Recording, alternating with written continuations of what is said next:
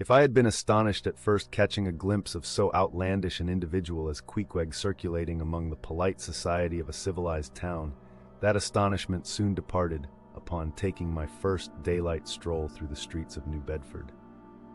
In thoroughfares nigh the docks, any considerable seaport will frequently offer to view the queerest-looking nondescripts from foreign parts.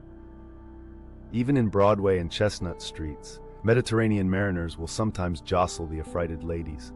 Regent Street is not unknown to Lascars and Malays, and at Bombay, in the Apollo Green, live Yankees have often scared the natives.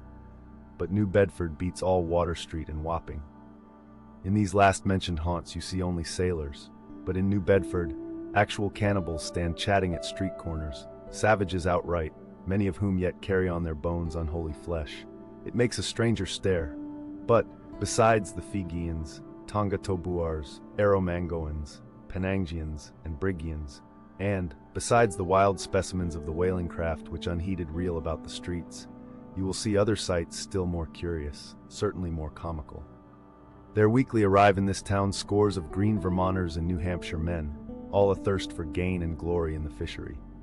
They are mostly young, of stalwart frames, fellows who have felled forests and now seek to drop the axe and snatch the whale lance. Many are as green as the Green Mountains whence they came. In some things you would think them but a few hours old. Look there, that chap strutting round the corner. He wears a beaver hat and swallow-tailed coat, girdled with a sailor belt and sheath knife. Here comes another with a sou'wester and a bombazine cloak. No town-bred dandy will compare with a country-bred one. I mean a downright bumpkin dandy. A fellow that, in the dog days, will mow his 2 acres in buckskin gloves for fear of tanning his hands.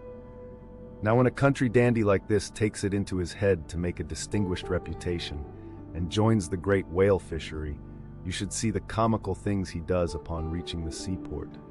In bespeaking his sea outfit, he orders bell buttons to his waistcoats, straps to his canvas trousers. Ah, poor hayseed! How bitterly will burst those straps in the first howling gale, when thou art driven, straps, buttons and all, down the throat of the tempest. But think not that this famous town has only harpooneers, cannibals, and bumpkins to show her visitors. Not at all.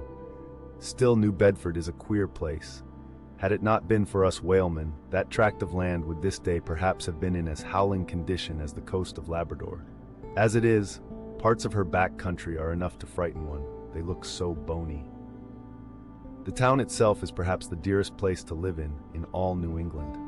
It is a land of oil, true enough, but not like Canaan, a land also of corn and wine. The streets do not run with milk, nor in the springtime do they pave them with fresh eggs. Yet in spite of this, nowhere in all America will you find more patrician-like houses, parks and gardens more opulent than in New Bedford. Whence came they? How planted upon this once scraggy scoria of a country? Go and gaze upon the iron emblematical harpoons round yonder lofty mansion, and your question will be answered. Yes, all these brave houses and flowery gardens came from the Atlantic, Pacific, and Indian Oceans. One and all, they were harpooned and dragged up hither from the bottom of the sea. Can Her Alexander perform a feat like that? In New Bedford, fathers, they say, give whales for dowers to their daughters, and portion off their nieces with a few porpoises apiece.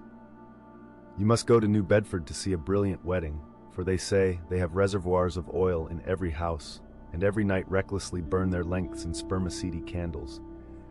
In summertime, the town is sweet to see, full of fine maples, long avenues of green and gold, and in August, high in air, the beautiful and bountiful horse chestnuts, candelabra-wise, proffer the passer-by their tapering, upright cones of congregated blossoms. So omnipotent is art, which in many a district of New Bedford has superinduced bright terraces of flowers upon the barren, refuse rocks thrown aside at creation's final day. And the women of New Bedford, they bloom like their own red roses. But roses only bloom in summer, whereas the fine carnation of their cheeks is perennial as sunlight in the seventh heavens. Elsewhere match that bloom of theirs ye cannot, save in Salem, where they tell me the young girls breathe such musk, their sailor sweethearts smell them miles offshore, as though they were drawing nigh the odorous Moluccas instead of the puritanic sands.